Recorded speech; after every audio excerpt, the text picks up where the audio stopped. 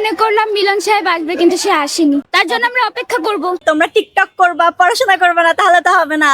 উনি exam base সব করতেছে, অনেক ভয় দেখাইতেছে শিক্ষার্থীদেরকে যে এরকম হবে ওইরকম হবে, তোমরা টিকটক করবা, পড়াশোনা করবা না, তাহলে তো হবে না।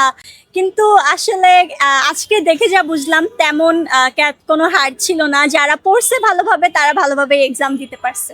তার মানে কি আপনারা টিকটক করেন?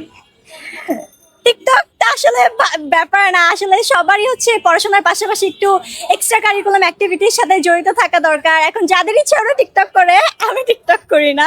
আপু, যদি আপনি ভবিষ্যতে শিক্ষামন্ত্রী হন, আপনি কোন কোন চেঞ্জেস আনতে চান? আমি ফার্স্টে হচ্ছে শিক্ষার মানটা উন্নত করতে চাই, কারণ আমার মতে বাংলাদেশের যে শিক্ষা ব্যবস্থাটা ওইটা হচ্ছে সব দেশ থেকে একটু সামান্য পিছিয়ে আছে। তাই আমি ফার্স্টে পরীক্ষার দিকে এত নজর না দিয়ে, পরীক্ষার দিকেও নজর দেওয়া ভালো, কিন্তু ফার্স্টের দিকে হচ্ছে আমি শিক্ষার মানটা উন্নত করতে চাই যদি হই ভবিষ্যতে। পরীক্ষা সবকিছু মিলে কেমন হলো বলেন? পরীক্ষা সবকিছু মিলে অনেক ভালো গেছে, কোয়েশ্চেন অনেক ভালো ছিল।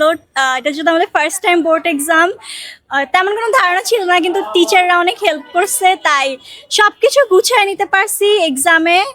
আর কোয়েশ্চেন সহজ ছিল, তাই অনেক ভালো গেছে এক্সাম। ক্যারিয়ার গোল কি বা ফিউচার প্ল্যান কি? তেমন কোনো ফিউচার প্ল্যান নাই, ফ্যামিলি যেটা বলবে ওইটাই। কিন্তু আমার টিচিং প্রফেশনটা অনেক ভালো লাগে, আমি এটাতেই যেতে চাই যে টিচার হব, এটাই। আপনার জন্য শুভকামনা রইলো, best of luck, thank you so much. Welcome ভাইয়া। ভালো থাকবেন।